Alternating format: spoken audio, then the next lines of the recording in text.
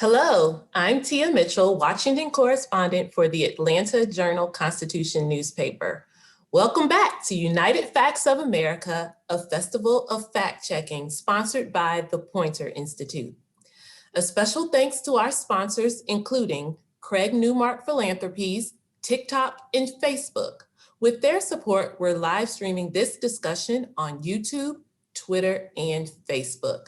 So thank you to everyone out there following our conversations there. Registered attendees are encouraged to use the Q&A feature to ask questions of Gabriel Sterling. We'll try to get to as many of them as we can in just a short time. Gabriel Sterling's formal title is Chief Operating Officer and Chief Financial Officer for the Georgia Secretary of State's office. Last year, he accepted the role of managing the state's implementation of a new voting system. It was in that job that Sterling was pushed to the forefront when President Donald Trump tried to overturn Joe Biden's win during the Georgia general election. Gabriel, a lifelong Republican, was adamant that the state's election was void of fraud or mismanagement, and he often fact-checked false or misleading statements made by Trump and his supporters. He was and is the face of Georgia's election system. So again, we want to remind you guys to pose any questions you have for me or for Gabriel, and use the Q&A feature. We welcome your questions and your comments. You can also use the chat box as well to make any comments you want to make. So, as a journalist for Georgia's largest newspaper and someone who covered the 2020 election, I was really interested to watch Republican leaders like Gabriel push back on his own party's leaders to defend the integrity of Georgia's election. And so it became really clear that there were limitations to the impact of his words, even among fellow conservatives. And so I want to talk to him. Hello, Gabriel Sterling, how you doing?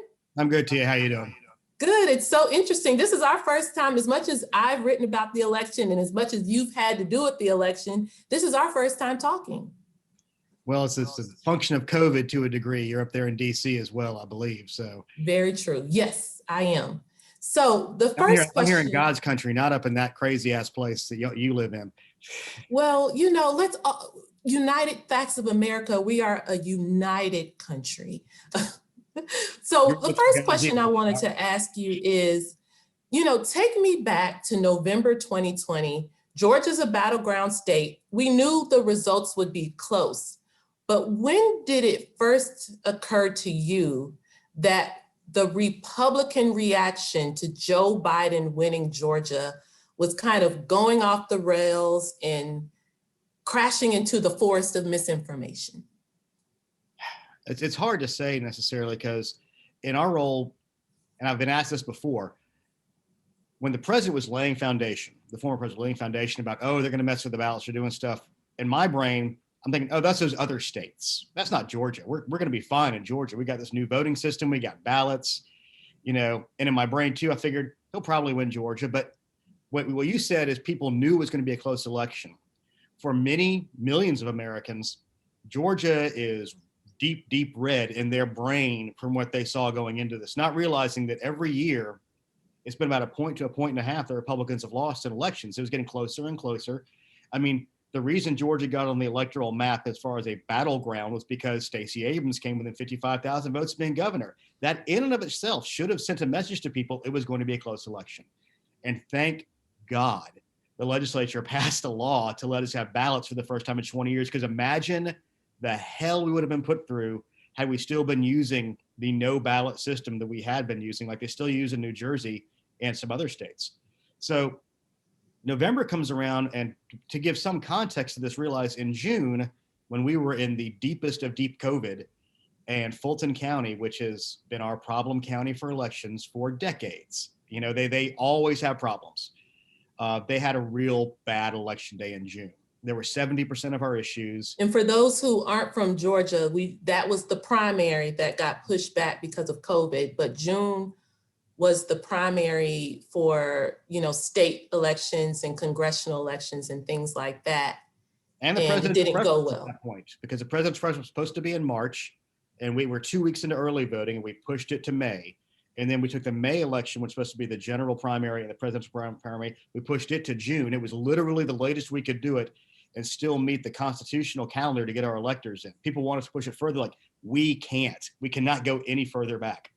So it was a really bad election in June. So our main focus was to have few, if any, lines and really good use of pre-election day voting. And on election night, it was fantastic because we had no issues on election day. There weren't any lines. Like, our average wait time statewide throughout the day was 5 minutes. And this was November. Now we're in November and things are going So smoothly. we're focused. I'm basically almost in victory lap mode in my brain because everything went great. I mean, the election, the mechanics of it went great. I mean, we literally had one polling location that got to stay open late because, for those of you who aren't familiar with Georgia, Ware County is one of the most southernmost counties in the state. It's in the Okefenokee Swamp. There was a wreck that was on the main road to one of the polling locations. So you had to drive 45 minutes around to get around the swamp and the wreck to vote. So it was the only location we had open late in the entire state. So from our point of view, it was fantastic. Our results were coming in quick. It was just going pretty well. Around the next day, I've been involved in politics in Georgia for over 30 years. And after you do that for a while, you kind of have a gut feeling for where numbers are, and you kind of know where votes are. And I sat down and ran the numbers. So about 3 or 4 o'clock in the afternoon of November 4th, I brought the staff together and said, okay, it looks like the president's going to lose by about 10,000 votes. So let's just be ready to have all our ducks in a row and get everything straight. And to your question of when it started going into crazy town, neither the Biden team nor the Trump team knew for sure who was going to win Georgia. So neither one of them could attack us for about a week. So we had sort of a reprieve for a week to kind of get everything pulled together. And then they were laying foundation out there again, talking about stolen votes and stuff. But when we knew it really had hit a level that we had not in a million years anticipated, was when I got a text from somebody on the Senator Loeffler campaign with a statement saying Senator Loeffler and Senator Perdue called for Raffensperger, my boss's, resignation for, a non-transparent failed election. I'm like, I texted back, haha, funny, whatever. Like, no, this is getting released in 5 minutes. I'm like, what?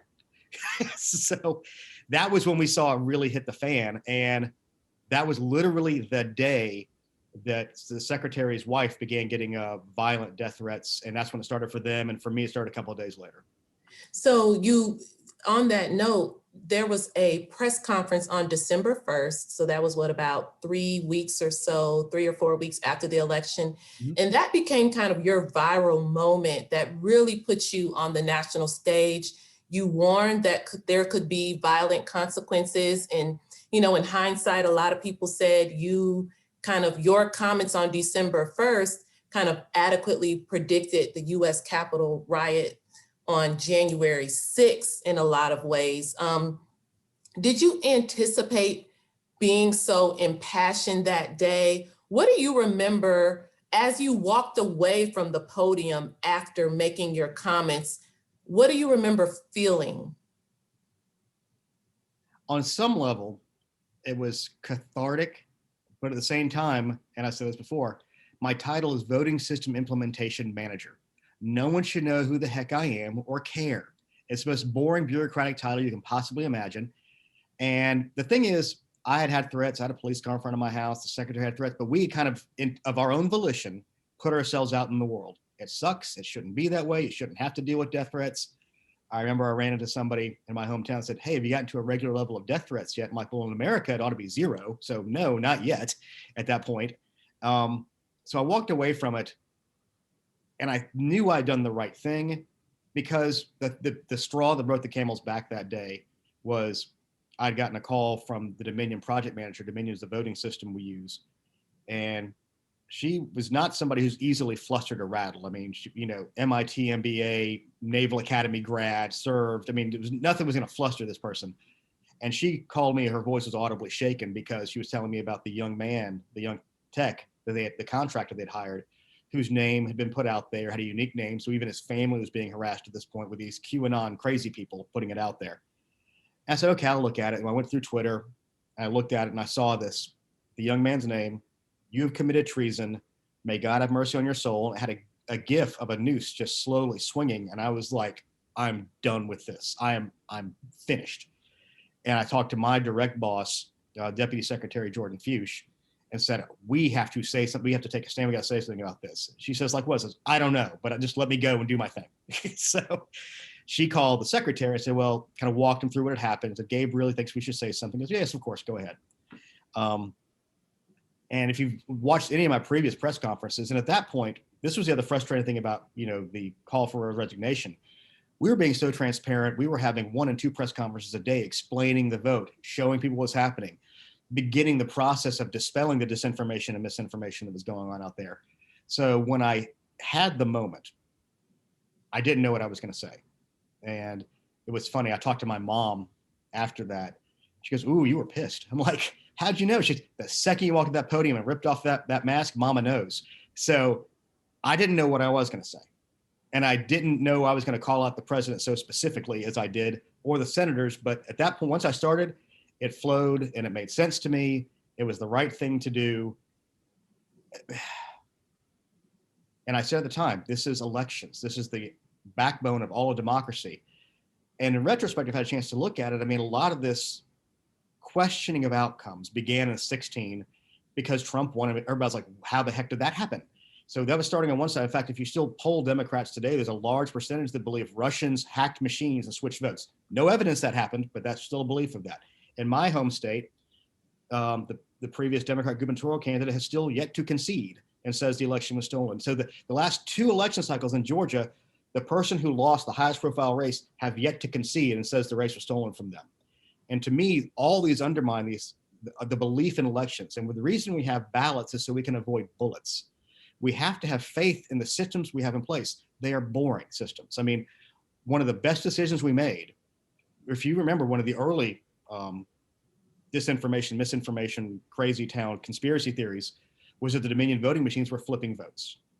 We already had in the law, it was already in the law, we were going to do a risk limiting audit. We just had a choice of, the secretary got to choose which race we would do. We kind of sat around tables and said, well, if we do anything other than the presidential, it's a cop out. It's going to prove that the machines worked. So we did that, and we said we're going to do it. We're going to hand count 5 million votes in 5 days, and we did.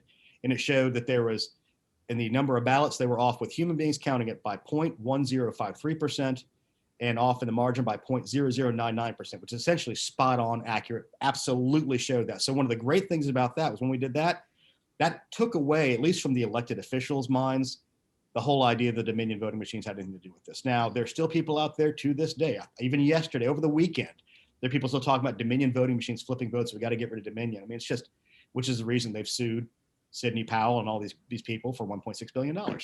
So I do want to just briefly, do you really, Stacey Abrams did not use the word concede, but she acknowledged Brian Kemp as the winner. She did not question, she didn't say there was someone switching votes. She was criticizing the system itself and decisions that the Secretary of State's office has made. Do you really think Stacey Abrams refusing to use the word concede is the same as stop the steal by President Trump? On a level, no, it's not the same. Obviously, he's the president. He has a higher responsibility and a higher moral authority, in my opinion. But the undergirdings on both sides, yes, they are morally equivalent. I know that rankles many, many people. But I said this at that same podium. I said, for those of you who love me saying there was no widespread voter fraud, by the same breath, I know there was no widespread voter suppression. Now, psychologically, it's tactically dumb for the president and Republicans to say your vote doesn't count, because what does that make people do? Makes them stay home. What happened on January 5th? People stayed home. Psychologically, when people tell you they're suppressing your vote, it makes you say, oh yeah, I'm an American, I'm a human being, I'm gonna go do it even harder. And we have, from all the lawsuits that Stacey Abrams and the Democrats have filed in this state, we have discoveries showing that they poll tested voter suppression. And then we have a memo from 2014 saying they were going to use that to help turnout and do those things.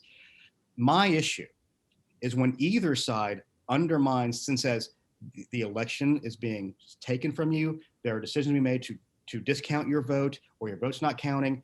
All of that as a theme, it's not based on reality, it's based on politics. And it undermines people's faith in the long term of the system. And what we don't need to have is the losers continually saying anymore that they used to say, I concede, okay, I'm gonna move on, I'll fight in 2 years. They're telling their supporters, you have been robbed, you have been wronged. And what they're doing is they're making more of an enemy out of those people who live down the street from them, who go to the same grocery stores as they do. And in this time where social media is becoming ever more antisocial, and our enemies are out there with bots out there, even just accelerating it even more, taking that misinformation, disinformation, and spreading it more. Like on my own thread this weekend, I noticed I know there were 2 bots, and they were arguing back and forth. One had 0 followers, one had 3. And they were using the most vitriolic language, arguing back and forth on my own page. And giving breath and oxygen to this from people who are in positions of responsibility. What we need is adults in the room to bring the rhetoric down and look more at, what are the actual things we can do to make people vote better? What are the things we can do to make people have that faith and understanding in the system so that when they lose, and guess what? Many of us who are on this Zoom have been doing this for years, or maybe you've been in it for a little while. You're going to win and you're going to lose. You never always win. That's not how the world works. It's not going to be that way. So you have to be mature enough and adult enough to know, guess what? And this is one of the problems I have with many of my Republican colleagues. They got their butts whipped on turnout models. They didn't do the work they needed to do. A lot of people were resting back thinking Georgia's a red state and we're just going to win. They didn't do the work. The Democrats did the work, and guess what? They won, and that's what happens. So let me ask you, you talked about, misinformation, fact checking, and you did a lot of that on social media. Tell me about this role you decided to take on as far as being a fact checker. What did it teach you about the power of social media? And what did it teach you about the limitations of addressing the rapid spread of misinformation? Somebody asked me what it was like when you're dealing with trying to fact check the president of the United States, and you're one person. And granted, I got a oddly elevated role given my position. It was like having a shovel trying to empty the ocean.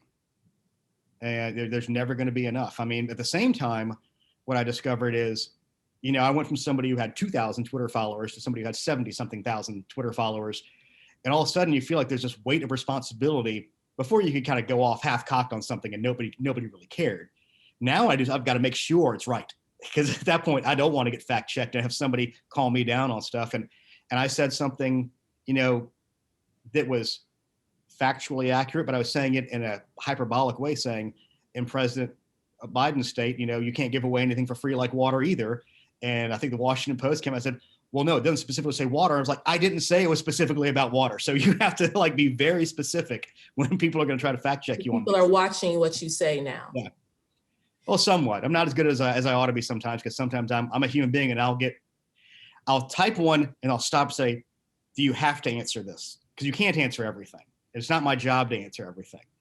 But the big ones that I try to, when they're out there, I try to put as much good information as I can and links to good information. And it's really, even in my own family, I have people who still believe, not so much anymore, but early on, the stop the steal. And it's one of those few times, as one of the younger ones in my family talking about this. I'm 50 now, but I was still one of the younger ones having the conversation. I was always, in their mind, you're always the kid, And I remember saying at one point, I said, this is the one time in my life I can say this. I am literally more knowledgeable on this than any human on the planet. You have to listen to me. So, at least about the Georgia election stuff. So it's very rare you have that level that you can feel confident in, but it's never easy. And the problem, here's one of the things I want to make people understand. There's millions of Americans who still believe in the stop the steal. They just do. And there's going to be very little evidence we can do to show that to them. And a lot of people have asked, why was SB 202 necessary? And I've said, because those millions of Americans have just as much a right to feel confident in their elections as people you agree with.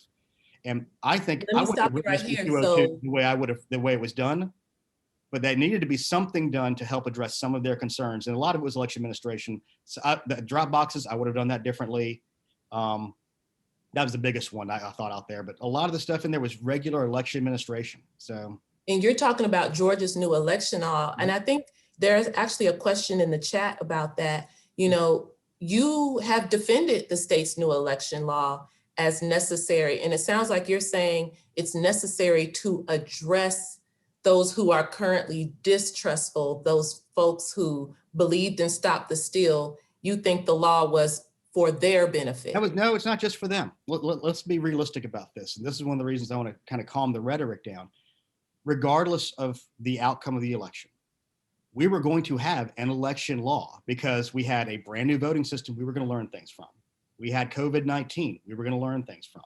Now, this specific law would not have been written this way had the president of the United States won the election. No doubt. It does not take away from the fact that there's many good things in this law.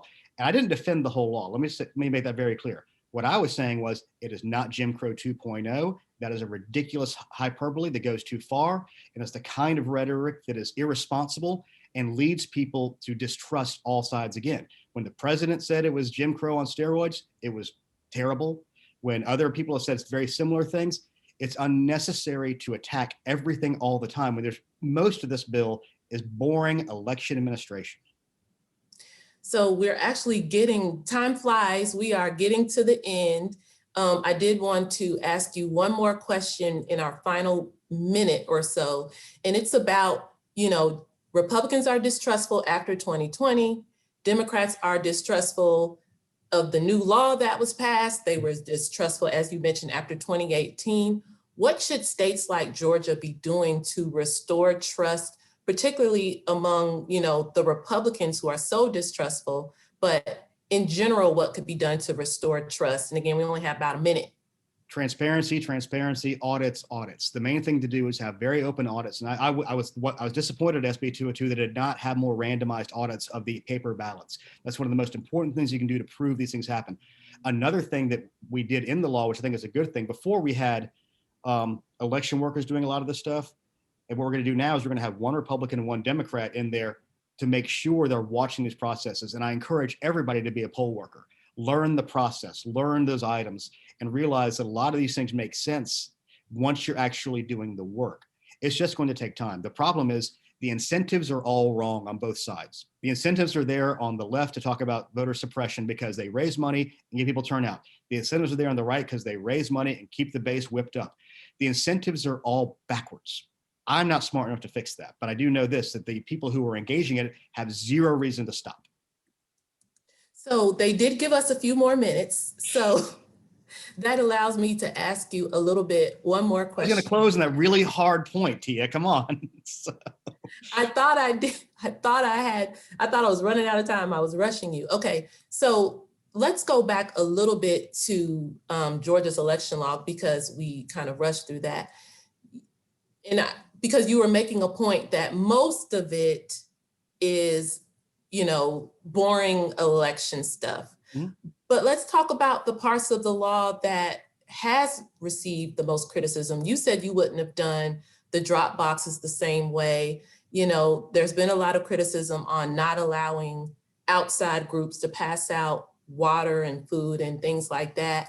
There's a lot. Someone just asked a question about removing Secretary of State Raffensperger from chairing the elections board.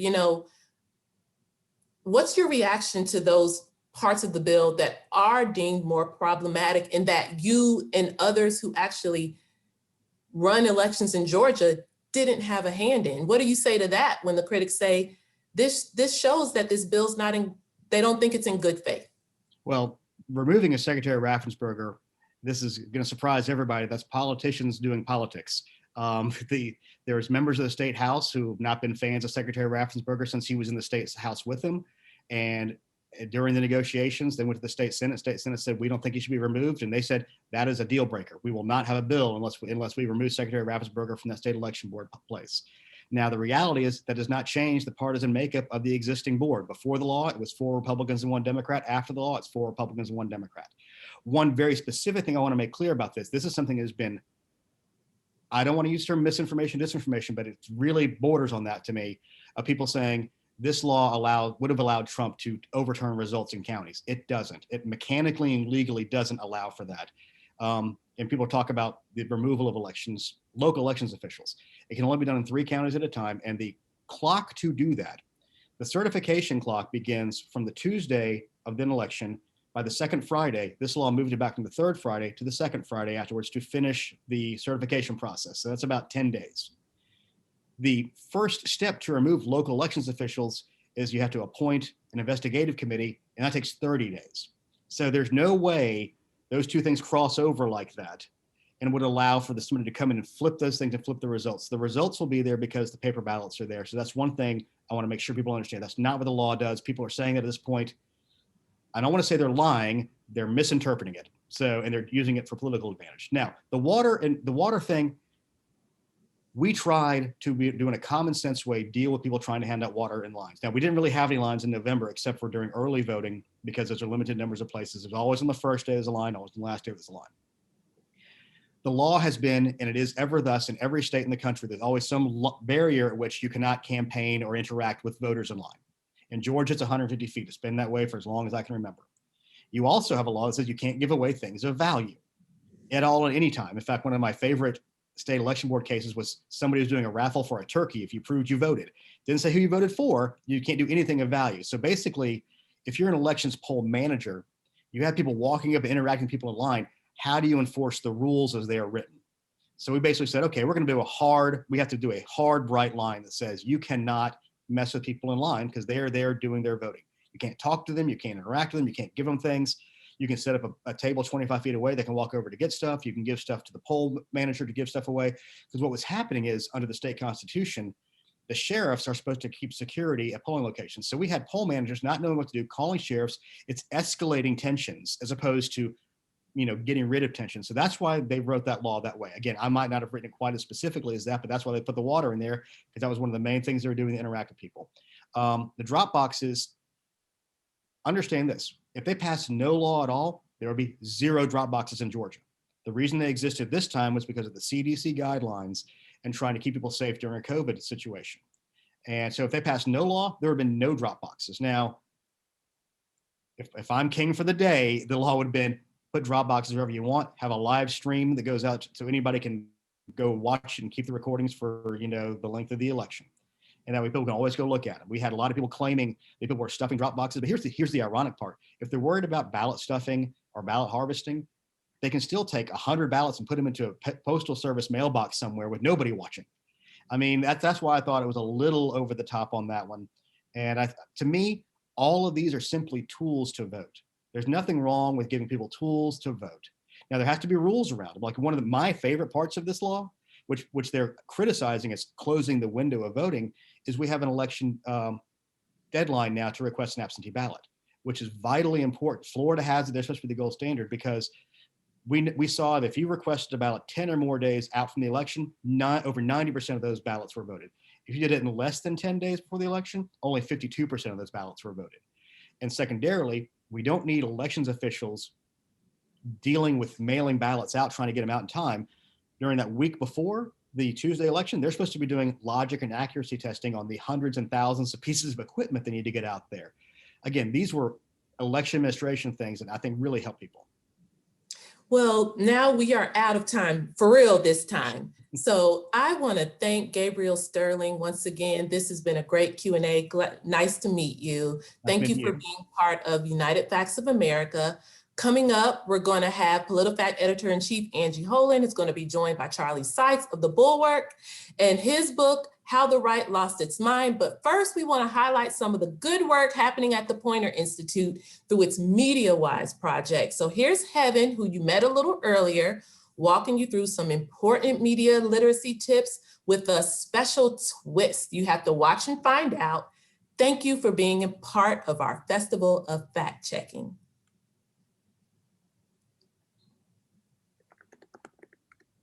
Make a circle and come all the way around until it just falls right off. Just like that. It's important to cut through the noise when you're reading news and get straight to the facts. Part of this is being able to recognize what's a news story and what's opinion or commentary. Here's a quick guide on how to tell the difference between news and opinion. News stories are written by professional journalists who work for the publication publishing the story. They're intended to inform readers rather than persuade them to take a stance on an issue. Journalists do this by presenting an account of true facts and real events that took place. They will also include a variety of perspectives and even opinions from experts to provide context. And when done well, the consumer knows which facts are established and which are controversial or in dispute. Now for opinion pieces, these can be written by an expert or someone who just wants to share their opinion. They may or may not work for the publication that publishes the piece. It's important to understand that journalists can also write opinion pieces, and when they do, it can involve their point of view in reporting, but not always their own personal experience. Opinions are intended to get readers to view a specific issue from the writer's perspective, and will sometimes recommend a course of action to address the issue. Opinions will also often combine established facts with a point of view, but depending on the piece, it may not have any supporting facts, data, or statistics. Keep in mind that not all opinion stories are created equal. If you know you're looking at an opinion story, you can be more skeptical. We know this can sometimes be a little tricky to understand, so definitely take a second to pause and screenshot this for later if you want to reference it in the future. All right, now we're gonna slice our strawberries into smaller, bite-sized pieces that we can pick up with our fork and just place them right on top of our salad. So it's important to remember that reliable news outlets will always label their op-ed, opinion, or commentary pieces at the top with something that says whether it's an op-ed, opinion, or a commentary piece. News stories you can generally find under the general news tab on their sites and on their social media feeds. Here are a few examples of some news and opinion stories from the same outlets. First, we have the Sarasota Herald Tribune. Notice the way the titles are structured, and also look for the labels that appear at the top. Check out these ones from the Seattle Times. And finally, here are some from the New York Times. You can go ahead and keep cutting, put as many strawberries as you want. I like to really load it up because I like that touch of sweetness, and I love some strawberries. Once you're done with that, you can go ahead and put the rest of your strawberries to the side and save them as a snack for later, or you can just eat them right now. That's what I would do. Now you can go ahead and grab your feta crumbles and just sprinkle a little bit of that on top. How much you use is totally up to you. And then you want to make sure you're breaking it up in your hand a little bit. Some of these pieces are a little big. I think I'm just about good here. We're almost done, guys. I told you this would be super easy and super quick. Now you're going to go ahead and grab your walnuts. I'm pretty sure these aren't locally sourced, but your news should be. Following local reporters on social media and keeping up with their work is key to maintaining a healthy news diet. National reporting is great. It keeps you in the loop about what's going on around the country, but it doesn't help you stay informed about what's happening in your backyard. You can stop adding walnuts when you're at a good spot for you. This is pretty good for me. Okay, this is really pretty. Your local reporters will know the most about what's going on in your area because they've been reading and writing about it for a while now. And if you reach out, like I said before, they'll probably be willing to answer your questions and help you get a better understanding of the topic. All right, so for the last and final step, you want to grab the dressing you're going to use. I've got both balsamic vinaigrette and raspberry vinaigrette. I don't know which one I'm going to go with. Maybe I'll do a little bit of both. I've never done it before. Let's give it a try.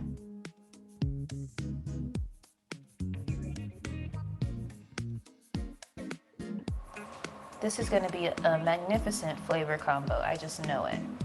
All right, guys, and there you have it. This is our completed strawberry, feta, and walnut salad. I really hope you enjoy it as much as I do. Now I'm gonna go ahead and have this as my lunch today, and I'm also gonna read my local paper while I'm enjoying it. But before I go, please be sure to let me know down in the comments where you get your news from and why you trust that source. Until next time, be sure to like, share, and subscribe, and we'll be back with another one very soon. Bye, guys.